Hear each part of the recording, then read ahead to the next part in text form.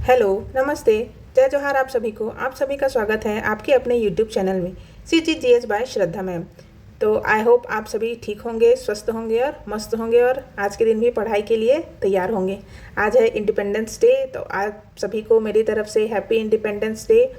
और चलिए इस वीडियो लेक्चर में हम जो वीडियो लेक्चर का सीरीज़ लेके आए हैं, इसमें अभी हम पढ़ रहे हैं कौन सा, छत्तीसगढ़ के स्थानीय राजवंश।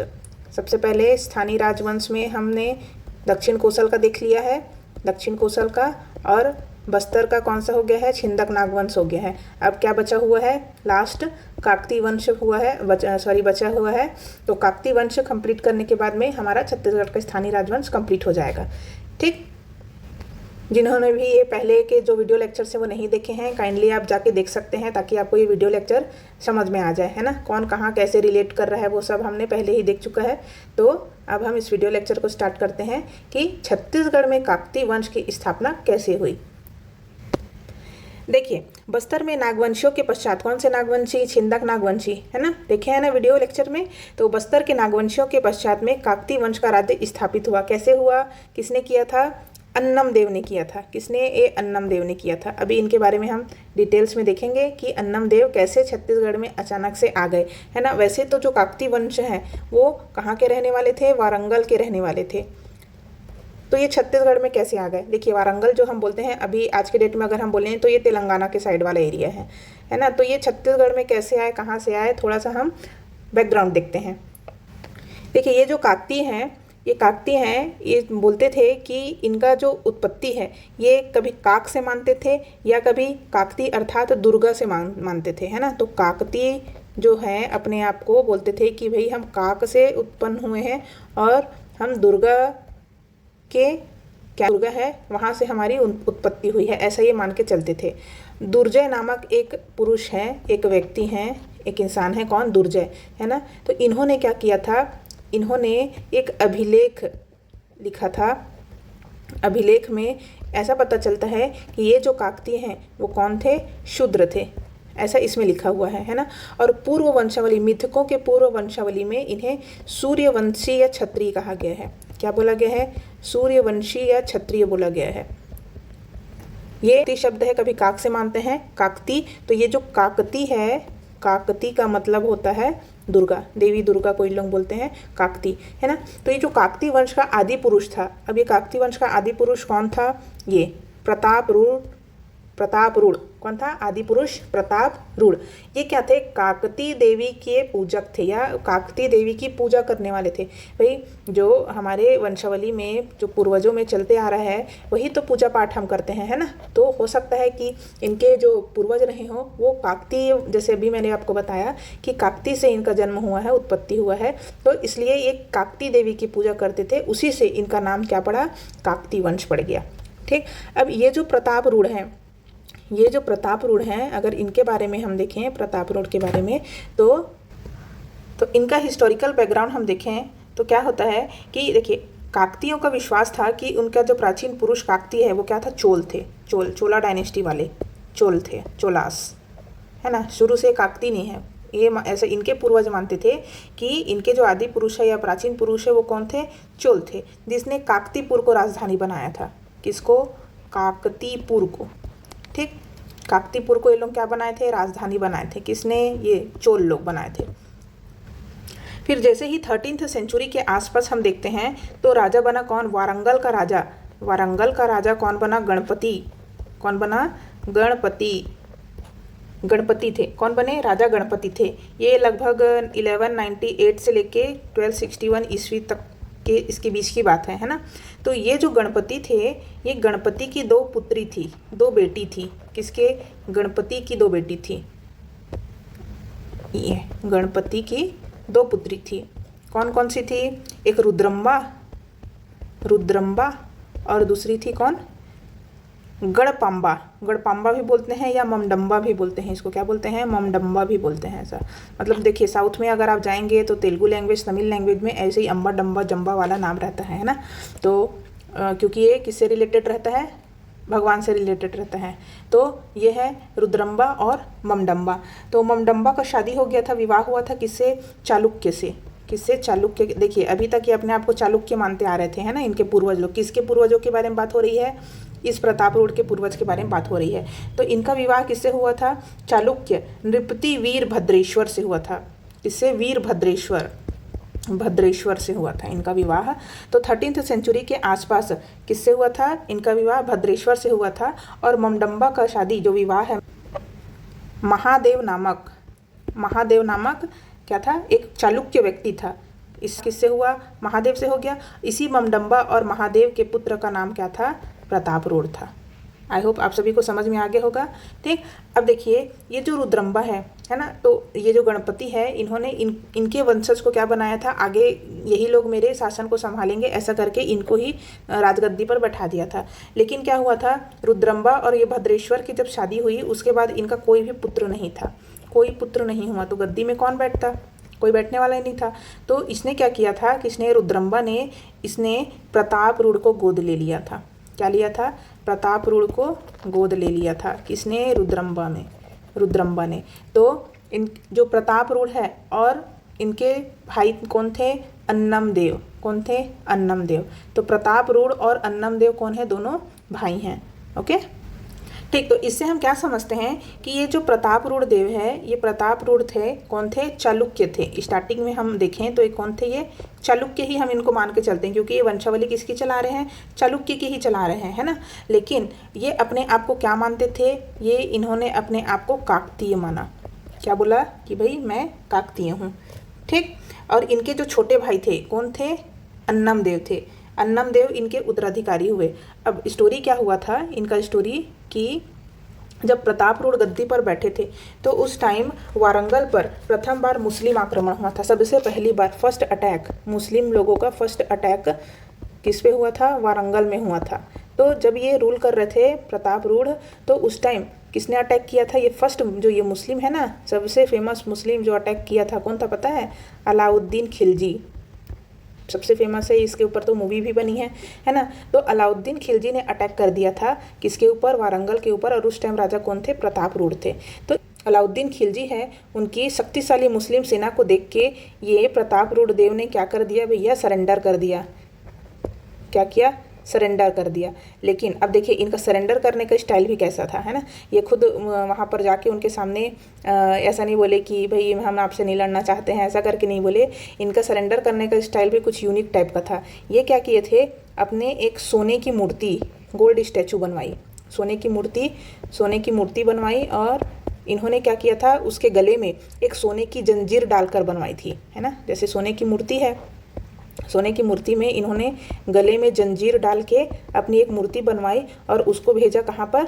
आत्मसमर्पण करने के लिए, मतलब दिखाने के लिए इनका कि मैंने भैया आपके सामने आत्मसमर्पण कर लिया है। ऐसा करके ये इस स्टाइल में सोने की जंजीर पहने हुए सोने की मूर्ति किसको भेजवाई? अलाउद्दीन खिलजी के सामने भेजवाई। उसके साथ सोने की मूर्ति तो भेजा ही भेजा, है ना, उसके साथ में 100 हाथी, है ना, 100 हाथी भी दिया, 700 घोड़ा भी दिया कि लीजिए आप मेरे घोड़े हाथी सभी ले लीजिए। और इतना देने के बाद भी इसको इतना अपने जान का डर था, ऐसा लगता है कि इन्होंने वार्षिक कर देने का भी वादा कर दिया, है ना। वार्षिक कर मतलब साल में एक बार देने वाला टैक्स, वार्षिक कर, टैक्स, ईयरली टैक्स देने का भी वादा कर लिया। तो अलाउद्दीन खिलजी की इन्होंने क्या कर ली? अधीनता स्वीकार कर ली। ठीक, बाद बैठे कौन? अन्नमदेव। अन्नमदेव के बाद हमीर देव, भैरव देव, पुरुषोत्तम देव। ये जो मैंने स्टार मार्क लगा के रखा है ये इंपॉर्टेंट किंग्स हैं, रूलर्स हैं। इसके बारे में आपको जानना बहुत ज़रूरी है और लर्न रहना बहुत ज़रूरी है ना। तो अन्नमदेव, फिर इंपॉर्टेंट रूलर्स के नाम मैं बताते चल रही हूँ। फिर भैरव देव, पुरुषोत्तम देव, प्रतापराज देव, उसके बाद में राजपाल देव आए। देखिए राजपाल देव आए, इनके 3 पुत्र हुए। कौन? दलपत देव, प्रताप सिंह और दक्षिण देव। ठीक, अब प्रताप सिंह और दक्षिण देव का कोई रोल नहीं है। तो इनके जो पुत्र हैं कौन? दलपत देव। इनके बारे में हम देखते हैं। तो दलपत देव के पुत्र थे कौन? अजमेर देव, उमराव देव, दरिया देव और गजराज सिंह। इसमें से हमको जो स्टडी करना है, किसके बारे में स्टडी करना है? एक दरिया देव के बारे में स्टडी करना है और दूसरा देव। अब महिपाल देव के भी कौन? 2 पुत्र हुए, भूपाल देव, दलगंजन सिंह। अब ऐसे करके इनका जो हायरार्की है वो चलते गया। अब भोपाल देव के जो वंशज थे वो कौन थे? भैरम देव, रुद्र प्रताप देव, प्रफुल्ल कुमारी देवी, प्रवीर चंद भंज देव, विजय चंद्र, भरत चंद्र, कमल चंद्र। ये कमल चंद्र क्या है? लास्ट रूलर है एट प्रेजेंट, ये अभी चल रहे हैं कमल चंद्र, है ना। और दलगंजन सिंह की तरफ से हम देखें तो कौन है? लाल कालिंदर सिंह है। तो ओवर चलिए सबसे पहले आ जाते हैं कौन? अन्नम देव। अन्नम देव का जो शासन पीरियड था, जो रूलिंग टाइम था, कौन सा था? 1324 से 1369 तक के। तो सबसे ज़्यादा इंपॉर्टेंट तो हमें अन्नम देव इसीलिए हैं क्योंकि इन्होंने छिंदक नागवंशी राजा हरिश्चंद्र देव को क्या किया था? पराजित किया था। किसको? हरिश्चंद्र देव को पराजित किया था। अब देखिए हम स्टोरी जो सुने थे, कहाँ तक सुने थे कि इनके जो भाई हैं प्रताप रूढ़, उनकी डेथ हो गई थी। अब गद्दी किसको मिल गया? अन्नम देव को मिल गया। तो देखिए जब ये अन्नम देव को गद्दी मिली, है ना, अन्नम देव को गद्दी मिली, जब ये राजा बन गए तो इन्होंने क्या किया था? वारंगल को छोड़ के, वारंगल तेलंगाना वाला जो एरिया है, तो ये वारंगल को छोड़ के कहाँ पर चले आए? ये बीजापुर, एट प्रेजेंट जो हमारा छत्तीसगढ़ का बीजापुर है, ये वहाँ पर चले आए। ठीक है, तो बीजापुर के मार्ग से होते हुए ये कहाँ पहुँच गए? बारसूर पहुँच गए। और यहाँ पर अपने ये इसने उस समय रूल कौन कर रहे थे? हरिश्चंद्र देव रूल कर रहे थे। और उनके साथ इन्होंने लड़ाई करके क्या किया? छिंदक नागवंश को समाप्त कर दिया और काकती वंश की स्थापना छत्तीसगढ़ में की। ठीक, अब ये कैसे पता चलता है अन्नम देव के बारे में? देखिए हमें क्या मिला है? दंतेवाड़ा एक शिलालेख मिला है। दंतेवाड़ा में एक शिलालेख मिला है जिसमें इनको क्या कहा गया है? अन्नम राज कहा गया है। अन्नम राज कहा गया है और ऐसा बोला गया है कि यही छत्तीसगढ़ में काकती वंश के संस्थापक हैं। छत्तीसगढ़ में काकती वंश के संस्थापक कौन है? तो अन्नम देव है। ठीक है, फिर इन्होंने जैसे ही ये राजगद्दी पर बैठे और राजगद्दी में बैठने के बाद इन्होंने राजधानी बना दी। किसको? मंदहोता को। एट प्रेजेंट हम देखते हैं तो मंदहोता वाला एरिया अगर हम देखें तो कौन सा है? बस्तर है। ठीक है, राजधानी बनाई किसे? मंदहोता को। ये याद रखना इंपॉर्टेंट है, राजधानी बनाई मंदहोता को। अब दंतेवाड़ा के तराला ग्राम में इन्होंने क्या बनवाया? दंतेश्वरी मंदिर का निर्माण कराया था। किसका? दंतेश्वरी मंदिर का निर्माण कराया था। कब? 13th सेंचुरी में, और 14th सेंचुरी में फिर से इसका रिनोवेशन कराया था इन्होंने ही। ठीक, तो अन्नम देव के बारे में इतना ही इम्पोर्टेंट है। और इनकी जो वाइफ थी, इनका जो विवाह हुआ था किससे हुआ था? सोन कुंवर से हुआ था। ये सोन कुंवर कौन थी? चंदेल की राजकुमारी थी, चंदेल राजकुमारी थी। ठीक, तो अन्नम देव के बारे में ये सब आपको पता होना चाहिए। फिर उसके बाद में आते हैं कौन? हमीर देव। हमीर देव 1369 से 1410 तक के रूल किए। इनकी जानकारी उड़ीसा से हमें मिलती है और इनका विवाह श्याम कुमारी बघेलिन से हुआ है। This is not so important, इतना इम्पॉर्टेंट नहीं है। फिर आते हैं कौन? भैरव देव। इनका विवाह हुआ था मेघावती से। नेक्स्ट हम देखते हैं भैरव देव के पुत्र, भैरव देव के जो बेटे थे, वंशज हुए कौन थे? पुरुषोत्तम देव हुए थे। इनका रूलिंग टाइम था 1468 से 1534 तक। जब ये 25 साल के थे, मतलब 25 ईयर्स के एज में थे, कौन? पुरुषोत्तम देव जब 25 ईयर्स की एज में थे तो इन्होंने क्या किया? शासन को संभालना स्टार्ट कर दिया, है ना। इतने कम उम्र में राज करना स्टार्ट कर दिए थे। इनकी रानी का नाम क्या था? कंचन कुंवरी बघेलिन था। बघेलिन, कंचन कुंवरी बघेलिन। यहाँ लिखा नहीं है, इम्पोर्टेंट नहीं है, लेकिन पीएससी वालों का क्या भरोसा। कंचन कुंवरी बघेलिन इनकी वाइफ का नाम था। ठीक है, तो कहा जाता है कि ये जो पुरुषोत्तम देव है ये तीर्थ यात्रा के लिए जगन्नाथपुरी को रवाना हुए थे। कहाँ पर? जगन्नाथपुरी, पता है ना आप सभी को, उड़ीसा साइड में। तो जगन्नाथपुरी रवाना हुए और इन्होंने क्या किया था? पेट के बल सरकते हुए पूरी पहुंचकर, पूरे पेट के बल क्या किया था इन्होंने? रास्ता पूरा इन्होंने पार किया था और पेट के बल पहुंचकर सरकते हुए जगन्नाथ मंदिर का दर्शन किया था। जो पुरी का जगन्नाथ मंदिर है ना, वहाँ का दर्शन इन्होंने पेट के बल जाकर ऐसा किया था, ऐसा बोलते हैं भाई। और इन्होंने बहुत सारे रत्न आभूषण भेंट की चढ़ाई की थी। और उस समय जो पुरी के राजा थे, तो उस समय जो राजा थे उन्होंने पुरुषोत्तम देव का स्वागत किया था। ठीक है, जब ये पेट के बल लेटकर मंदिर के पास पहुँचे तो वहाँ के जो राजा थे वो बहुत ही खुश हो गए कि ये किस टाइप का राजा है जो पहली बार जगन्नाथ मंदिर में ऐसे दर्शन करने के लिए आया है। तो वो बहुत ही खुश हो गए थे। और जब ये वापस लौट रहे थे तो क्या किए थे? 16 पहिए वाला रथ इनको प्रदान किया था एज अ गिफ्ट। मोमेंटो हम देते हैं ना कि आप हमारे घर में आए, एज अ गेस्ट आए तो हम रिटर्न गिफ्ट देते हैं, वैसा टाइप का इनको क्या किया था? 16 व्हील्स का मतलब 16 पहियों वाला रथ प्रदान किया था। और उनको उपाधि दी थी रथपति की उपाधि दी थी। किसने? पुरी के शासक द्वारा इनको रथपति की उपाधि मिली थी। अब जब ये जगन्नाथपुरी से यात्रा करके वापस आए तब इन्होंने छत्तीसगढ़ में बस्तर एरिया में क्या स्टार्ट कर दिया? रथ यात्रा या गोंचा पर्व स्टार्ट कर दिया। इनको इतना अच्छा लगा कि इन्होंने बस्तर में भी गोंचा पर्व स्टार्ट कर दिया। और अभी भी आप देखें तो बस्तर में क्या लगता है? मड़ई लगता है, मड़ई का मेला लगता है। और मड़ई की भी शुरुआत किसने की थी? पुरुषोत्तम देव के समय से ही हुआ था। ठीक है, ये आपको याद रखना है। पुरुषोत्तम देव सबसे इम्पोर्टेंट रूलर है। क्यों? क्योंकि इनके कारण ही हमारे छत्तीसगढ़ के बस्तर में क्या देखने को मिला? गोंचा पर्व देखने को मिला। ये गोंचा पर्व क्या है? देखिए, छत्तीसगढ़ में जब कोई गोंचा पर्व होता है तो वहाँ का नज़ारा कैसा होता है। ये जगन्नाथ की जो रथ यात्रा है वो यहाँ पर निकलती हुई दिख रही है। 3 आपको रथ देखने को मिल रहा है और यहाँ क्राउड देखो कितना होता है। यहाँ पर ये किसका है? इमेजेस गोंचा पर्व का है, रथ यात्रा का है। कहाँ का? बस्तर का। फिर नेक्स्ट हम देखते हैं प्रताप राजदेव। अब देखिए, प्रताप राजदेव से लेके राजपाल देव तक इतना इम्पोर्टेंट नहीं है, लेकिन बेसिक आपको बता देती हूँ। देखिए, प्रताप राजदेव के समय में किसने? गोलकोंडा के मोहम्मद कुली कुतुब शाह ने आक्रमण कर दिया था। किसने? गोलकोंडा के कुली कुतुब शाह ने आक्रमण कर दिया था, जिसको प्रताप राजदेव ने हरा दिया था। फिर उसके बाद कौन आए? वीर सिंह देव आए। वीर सिंह देव ने राजपुर में दुर्ग किला का निर्माण करवाया था। फिर हम देखते हैं दिक्पाल देव ने राजधानी, अब देखिए, चक्रकोट से बस्तर ले आए। पहले कौन थे? अन्नम देव ने क्या बनाया था? मंदोता बनाया था, यानी कि बस्तर। फिर उसके बाद में पुरुषोत्तम देव आए। पुरुषोत्तम देव ने क्या बनाया था? चक्रकोट बनाया, राजधानी। अब जब ये दिक्पाल देव आए तो दिक्पाल देव ने चक्रकोट से जो राजधानी है उसको ले आए कहाँ? बस्तर से। ये हमको देखिए, दो दिक्पाल देव है उनके बारे में हमको दंतेवाड़ा शिलालेख से पता चलता है। मैक्सिमम जब हम देख रहे हैं तो काकतियों के बारे में जानकारी हमको कहाँ से मिल रहा है? दंतेवाड़ा शिलालेख से मिल रहा है हमको, है ना। तो दंतेवाड़ा शिलालेख में ये जो है हमको मिला है 1703 में प्राप्त हुआ है। और important exam point of view से देखें तो छत्तीसगढ़ भाषा मिश्रित लेख, सबसे पहला छत्तीसगढ़ी भाषा में मिश्रित लेख, मतलब छत्तीसगढ़ी मिक्स है इनके लैंग्वेज में। ये कहाँ से मिला है? ये दंतेवाड़ा शिलालेख ही है, जिसमें छत्तीसगढ़ी लैंग्वेज का मिक्सचर आपको देखने को मिलता है। ठीक, फिर उसके बाद आता है कौन? राजपाल देव। इन्होंने उपाधि ली थी किसकी? प्रौढ़ प्रताप चक्रवर्ती की। ये उपासक थे मणिकेश्वरी देवी के। मणिकेश्वरी देवी कौन थी? वही जो छिंदक नागवंशी है ना, वैसे ही नागवंशी की कुल देवी थी कौन? मणिकेश्वरी देवी। इनका विवाह 2 राजकुमारी से हुआ था, एक बघेलिन राजकुमारी से और दूसरा चंदेलिन राजकुमारी से, है ना। इनकी 2 वाइफ थी। तो इनके जो चंदेलिन है, मतलब चंदेलिन राजकुमारी थी, इनका नाम नहीं दिया हुआ है, तो चंदेलिन राजकुमारी थी, उनसे इनके मतलब टोटल देखेंगे तो 3 पुत्र थे।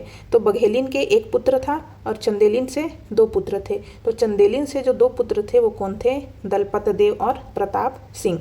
तो इसमें से जो इम्पोर्टेंट है कौन है? दलपत देव।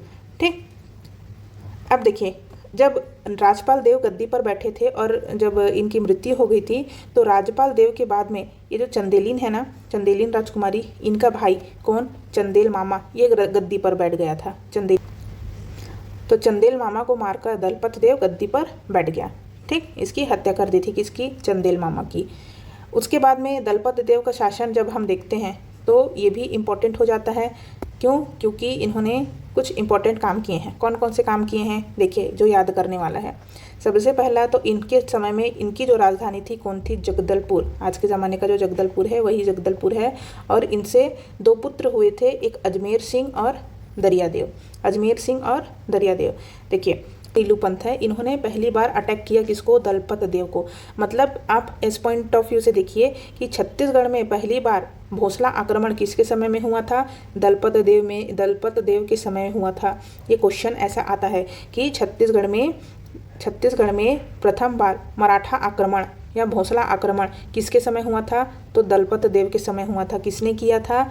नीलू पंत ने किया था। ठीक, 1770 ईस्वी में राजधानी बस्तर से जगदलपुर ले आए थे। ये कहाँ से? बस्तर से जगदलपुर ले आए थे। छत्तीसगढ़ की सबसे बड़ी झील, अगर आप गए होंगे घूमने के लिए तो देखे होंगे, छत्तीसगढ़ की सबसे बड़ी झील कौन सी है? दलपत सागर। देखें, दलपत सागर, देखिए तो ये है दलपत सागर। तो जगदलपुर में आप देखेंगे तो ये दलपत सागर देखेंगे तो ये तो अभी बना हुआ है, लेकिन ये जो सागर आप देख रहे हैं, इस दलपत सागर का निर्माण किसने कराया था?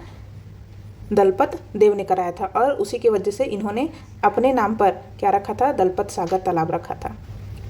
दलपत देव के बाद कौन आते हैं? अजमेर सिंह आते हैं। इन अजमेर सिंह को बस्तर क्षेत्र का क्रांति का मसीहा कहा जाता है। इनका रूलिंग टाइम था, देखिए 1774 से 1777 तक के था इनका रूलिंग टाइम था। और इसी समय 1774 के ही समय क्या चल रहा है? हल्बा विद्रोह चल रहा है। ये हल्बा विद्रोह क्या होता है? प्रथम जनजाति विद्रोह है। सबसे पहली बार जनजातियों ने विद्रोह किया था, वो कौन सा है? हल्बा विद्रोह है। तो हल्बा विद्रोह के समय कौन था? अजमेर सिंह था। देखिए इसके पीछे एक छोटा सा स्टोरी है। जब दलपत देव ने इनको अजमेर सिंह को क्या बनाया था? अधिकारी बनाया था। कहाँ का? डोंगर का अधिकारी बना दिया था। किसको? अजमेर सिंह को। ठीक है, तो अजमेर सिंह और दरिया देव के बीच में क्या हो रहा था कि भाई दरिया देव को बनना था राजा, कि गद्दी पर मैं बैठूंगा करके। उस जमाने में तो यही होता था, है ना। तो दरिया देव क्या बोलता था कि मैं गद्दी में बैठूंगा, मैं राजपाट संभालूंगा करके। फिर इन्होंने क्या कर दिया था? सत्ता संघर्ष किया, मतलब लड़ाई किया। किसके साथ में? अजमेर सिंह के द्वारा। अजमेर सिंह के साथ इन्होंने लड़ाई किया और अजमेर सिंह से इनको पराजित होना पड़ा। किसको? दरिया देव को। ठीक, तो इनका जो विद्रोह हुआ था, कौन सा? हल्बा विद्रोह, ये असफल हो गया था। काकती वंश फिर मराठों के अधीन आ गए। ठीक, इसके बाद काकती वंश मराठों के अधीन आ गए। अब कैसे आए? देखिए अभी मैंने बताया कि ये जो दरिया देव है, इसको क्या बनना था? राजा बनना था। तो इन्होंने क्या किया था? 3 लोगों के साथ में, कौन किसके साथ में? विक्रमदेव, जयपुर के राजा विक्रमदेव, त्रयंबक अबीरराव, ये भोसला प्रतिनिधि थे, और ब्रिटिश, ये तीनों के साथ मिलके इन्होंने क्या किया? षड्यंत्र किया और अटैक कर दिया। किसको? अजमेर सिंह को अटैक कर दिया और इनको मरवा दिया। मरवाने के बाद में ये खुद ही राजा बन गए। फिर उसके बाद में जैसे ही ये गद्दी पर बैठे, कौन? दरिया देव, तो इन्होंने अंग्रेजों के साथ कर ली, कौन सी? मराठों के साथ कर ली कोटपाड़ की संधि। ठीक, अब ये कोटपाड़ की संधि का डेट इंपॉर्टेंट है, 6 अप्रैल 1778 में। 1774 को अजमेर सिंह था, फिर 1777 में दरिया देव ने उसको मारकर अब गद्दी पर खुद ही बैठ गया। जस्ट 1 साल बाद 78 में हम देखेंगे तो इसने क्या कर लिया? कोटपाड़ की संधि हो गई। ये कोटपाड़ की संधि क्या होती है कि इसके अकॉर्डिंग क्या था कि ये 59,000 टकोली क्या देते थे? प्रतिवर्ष इनको देना था मराठों को। 59,000 टकोली मराठों को देना था। इतनी आसानी से कैसे आएगा? बहुत पैसा है ये, है ना। तो इसी के समय में बस्तर, किसके समय में? दरिया देव के समय में ही जो बस्तर है छत्तीसगढ़ का अभिन्न अंग बन गया। इनके समय में हुआ था भोपालपट्टनम विद्रोह 1775 में। देखिए इनका टाइम पीरियड 1777 से लेके 1800 तक के कौन रूल कर रहे हैं? दरिया देव कर रहे हैं। तो दरिया देव के समय में क्या हुआ था? भोपालपट्टनम का विद्रोह हुआ था। अब ये क्यों हुआ था? देखिए ये ब्रिटिश है, कौन? Mister jetty blunt. तो ये क्या कर रहे थे? भोपालपट्टनम आ रहे थे, है ना। लेकिन ये लोग नहीं चाहते थे कि ये यहाँ पर आए। तो इनके विरोध में क्या हुआ था कि भैया वापस जाओ, तुम जैसे ही आए हो वैसे ही वापस जाओ करके इनको वहीं से भगा दिया गया। तो दरिया देव के समय में क्या हो गया? भोपालपट्टनम का विद्रोह हो गया और जेटी ब्लंट को आने ही नहीं दिया गया। ठीक, छत्तीसगढ़ में ब्रिटिशर्स के अगेंस्ट ये कौन सा विद्रोह था? 3rd नंबर का विद्रोह था, याद रखना। कौन सा? दरिया देव के समय में जो विद्रोह हुआ था भोपालपट्टनम विद्रोह, वो क्या था? 3rd विद्रोह था ब्रिटिशर्स के अगेंस्ट। फिर नेक्स्ट हम देखते हैं महिपाल देव। महिपाल देव आए तो 1824 से 1825 के बीच में इनका रूलिंग पीरियड था। ठीक, ये इनके समय में हुआ था परलकोट विद्रोह, और उस समय जो नेता थे वो कौन थे? गेंद सिंह थे। देखिए अभी हम इसके बाद पढ़ेंगे जनजातीय विद्रोह, उसमें हम ये सारे जो विद्रोह हैं उसके डिटेल्स पढ़ेंगे कि कौन हुआ, कैसे हुआ और कौन से नेता थे, कौन से जो ब्रिटिश अधीक्षक थे, ये सब हम पढ़ेंगे। ठीक है, उसके बाद देखिए वेंकोजी थे, मराठा रूलर कौन थे? वेंकोजी थे, और इनकी जो सेनापति थे, इनके सेनापति थे कौन? रामचंद्र थे। इन्होंने 1809 में आक्रमण कर दिया था। ठीक, किसके ऊपर? महिपाल देव के ऊपर। तब क्या हुए? महिपाल देव पराजित हो गए, और महिपाल देव जैसे ही पराजित हुए मराठों ने सिहावा क्षेत्र को पूरा जीत लिया था। तो इसलिए इसको बोला जाता है एंग्लो मराठा वॉर इस समय, है ना। अब देखिए जब तक कौन था? अजमेर सिंह था, तब तक क्या चल रहा था? काकती चल रहा था। लेकिन जैसे ही दरिया देव आए तो ये वाला क्या आ गया? मराठा के अधीन वाला जो काकती चल रहा है। मतलब काकती तो थे लेकिन ये किसके अंडर में काम कर रहे हैं? मराठा के अधीन काम कर रहे हैं। ओके, फिर हम देखते हैं नेक्स्ट भूपाल देव। भूपाल देव कौन थे? महिपाल देव के पुत्र थे। इनका जो भाई था कौन? दलगंजन सिंह। कौन था? भाई दलगंजन सिंह था। इन्हीं के समय में तारापुर परगना का अधिकारी इसको बनाया गया। किसको? दलगंजन सिंह को तारापुर परगना का अधिकारी बनाया गया था। तारापुर परगना के अधिकारी के बनने के बाद में क्या हुआ था? भूपाल देव के खिलाफ में नरबली प्रथा अभियोग लगा दिया गया। किसके द्वारा? मराठों के द्वारा। इसलिए यहाँ पर हुआ था विद्रोह। कौन सा हुआ था? तारापुर विद्रोह और मेरिया विद्रोह, दो हुआ था। पहला तारापुर और दूसरा हुआ था मेरिया विद्रोह। ठीक, किसके समय में? दलगंजन सिंह के समय में। और रूलर कौन था? नेता कौन था? दलगंजन सिंह। और भूपाल देव कौन था? शासक था। ठीक, इनके बाद जब हम काकतीय वंश को देखते हैं तो किसके अंडर में आ गए? ये आ गए ब्रिटिश लोग के अंडर में आ गए। अभी तक अब ये किस में आ गए थे? मराठों में आ गए थे। अब ये ब्रिटिश के अंडर में काम करने लग गए। कौन? काकतीय लोग। ठीक, अब काकती में कौन आ गए? भैरम देव। भैरम देव के पिता कौन थे? भूपाल देव। पहले first European Charles Elliot Bastar आए थे। किसके समय में? भैरम देव के समय में आए थे। जब वो आया था कौन? भोपालपट्टनम का विद्रोह हो गया था। ठीक है, जेटी ब्लंट आ रहे थे तो क्या हो गया था? भैया तुम मत आओ करके विद्रोह कर दिए थे। इसीलिए भैरम देव के समय में सबसे पहली बार कौन आ गया? चार्ल्स इलियट आ गया। इसलिए पहला यूरोपी किसके समय में आया? तो भैरम देव के समय में आया। ठीक, इनके समय में जो विद्रोह हुआ था 3 हुआ था। लिंगागिरी, कोई विद्रोह, मुड़िया विद्रोह। ठीक, ये सबको लर्न करने का तरीका, ट्रिक्स मैं आपको सिखाऊंगी जब हम इसको विद्रोह में पढ़ेंगे।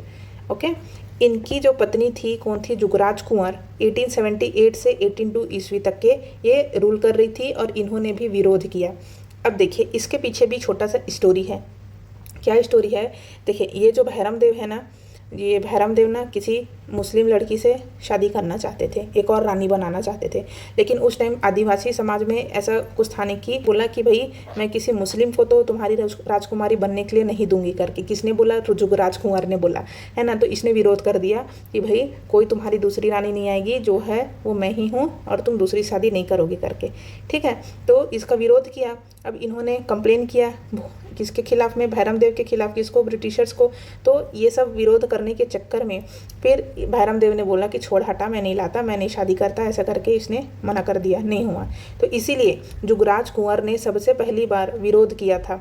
आवाज़ उठा रही है तो क्या होगा? बहुत बड़ी बात होती है। तो इसलिए इसको रानी चोरिस का कोप कहा गया। कि सरकारी अभिलेख में ब्रिटिशर्स ने इनको क्या कहा है? रानी चोरिस का प्रकोप या रानी का प्रकोप कहा है, जिससे डर के भैरम देव ने अपना डिसीजन चेंज कर दिया था, है ना।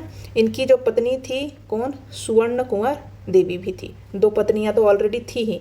एक जुगराज कुंवर थी, जुगराज कुंवर थी, दूसरी सुवर्ण कुंवर थी और तीसरा ये मुस्लिम लेडीज़ को लाना चाहता था। मुस्लिम वुमेन से 3rd नंबर में मुस्लिम वुमेन से शादी करना चाहता था। तो इसलिए इसको बोला जाता है फर्स्ट वुमेन रिवोल्ट भी हम इसको कह सकते हैं, ऐसा बोलते हैं, फर्स्ट वुमेन रिवोल्ट। ठीक, उसके बाद आते हैं कौन? रुद्र प्रताप देव। रुद्र प्रताप देव ने उपाधि धारण की थी किसकी? सेंट ऑफ जेरूसलेम की। इन्होंने ये जो सेंट ऑफ जेरूसलेम है इनको ब्रिटिशर्स ने ये दिया था।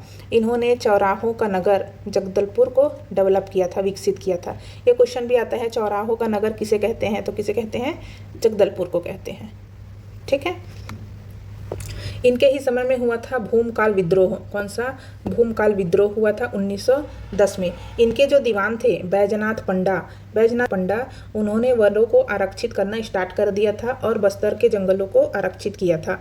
इनके समय ही घैटी पौनी प्रथा बहुत प्रचलित थी। ये घैटी पौनी प्रथा क्या है? कि स्त्रियों का क्रय विक्रय चालू था। अब जो स्त्रियां हैं उसको बेचना खरीदना इस तरीके का काम चलता था। इसी को क्या कहते हैं? घैटी पौनी को कुटुंब की बहाली भी कहा जाता है। ठीक है, कुटुंब की बहाली। ब्रिटिश चैपमैन ने 1898 ईस्वी में अपनी रिपोर्ट में ये लिखा है। किसके बारे में? घैटी पौनी प्रथा के बारे में लिखा हुआ है। इन्होंने क्या बोला? किसने? ब्रिटिश चैपमैन ने बोला कि घैटी पौनी जो प्रथा है वो क्या है? आय का साधन है। इनके पास इनकम का कोई सोर्स नहीं था, तो ये खरीदा जो वुमेन्स का जो खरीदना बेचना है यही क्या है? आय का साधन है। फिर इनके बाद इनकी मृत्यु हो गई 1921 में। फिर जो राजकुमारी बनी प्रफुल्ल कुमारी देवी, छत्तीसगढ़ की प्रथम महिला शासिका, फर्स्ट वुमेन रूलर। छत्तीसगढ़ की प्रथम महिला शासिका बोलेंगे तो कौन है? छत्तीसगढ़ की प्रथम महिला शासिका, फर्स्ट वुमेन रूलर तो प्रफुल्ल कुमारी देवी। इनका उल्लेख इंडियन वुमेनहुड पत्रिका में हुआ है। किसमें? इंडियन वुमेनहुड में। ठीक, उसके बाद जो लास्ट राजा आते हैं कौन से? प्रवीर चंद्र भंजदेव। प्रवीर चंद्र भंजदेव लास्ट काकतीय रूलर है। सबसे 1836 में ये क्या बने थे, गद्दी पर बैठे थे। फिर इन्होंने, प्रवीर चंद्र भंजदेव ने ही, ये है देखिए प्रवीर चंद्र भंजदेव, ये लास्ट रूलर थे किसके, काकतीय वंश के। देखिए जो प्रवीर चंद्र भंजदेव हैं वो किसके पुत्र थे, महारानी प्रफुल्ल कुमारी देवी और प्रफुल्ल कुमार भंजदेव के पूरी तरीके से अंग्रेजी परिवेश में हुआ था। किसका, इनका प्रवीर चंद्र भंजदेव का। ये कर्नल जेसी गिब्सन ने, क्योंकि कर्नल जेसी गिब्सन और श्रीमती गिब्सन इनको क्या किए थे, पूरे राज परिवार के बच्चों की तरह राजमहल में रखकर इनको पूरा तैयारी कराते थे। मतलब जैसे देखते हैं ना ब्रिटिशर्स लोग घोड़सवारी करते हैं, तैराकी करते हैं, एजुकेशन के लिए बाहर जाते हैं, इंग्लिश में पढ़ते थे, तो वैसे ही पूरा इनका रहन सहन प्रवीर चंद्र भंजदेव का पूरा अंग्रेजों वाला ही था, है ना। तो जब ये 18 साल के हुए, 18 ईयर्स के हुए, तो जब ब्रिटिश गवर्नमेंट यहाँ से जा रही थी, कब जा रही थी, 15 अगस्त 1947 के समय में जब ये लोग छोड़ के जा रहे थे, है ना, अंग्रेज भारत छोड़ के जा रहे थे, तब इनको महाराजा की हैसियत प्रदान की गई कि भाई आप जो संभालो अपना गद्दी यहाँ पर, ऐसा करके इनको क्या बना दिया गया, महाराजा बना दिया गया। तो 15 दिसंबर 1947 में जब सरदार पटेल और वीपी मेनन नागपुर में छत्तीसगढ़ के 14 रियासतों के साथ क्या कर रहे थे, विलीनीकरण कर रहे थे, रियासतों के साथ विलीनीकरण कर रहे थे, तो उस टाइम प्रवीर चंद्र भंजदेव ने क्या किया था, समझौतों पर हस्ताक्षर कर दिया था, साइन कर दिया था, और इन्होंने बोला था कि भारत के लिए ये मेरा क्या है, कुछ योगदान रहेगा, ऐसा करके उत्साहपूर्वक ये क्या किए थे, उस टाइम तुरंत ही समझौते पर हस्ताक्षर कर दिए थे। ठीक है, लास्ट में क्या हुआ था कि 25 मार्च 1966 में पुलिस के द्वारा गोली चलने से इनकी मृत्यु हो गई थी, ऐसा कहा जाता है ना। और इनकी एक रचना है कौन सी, लोहांडीगुड़ा तरंगिनी, ये याद रखना, लोहांडीगुड़ा तरंगिनी। तो प्रवीर चंद्र भंजदेव के बारे में ये रहा। और इनके बाद से जो अभी रूलर हैं एट प्रेजेंट हम देखते हैं कमल चंद भंजदेव को देखते हैं, है ना।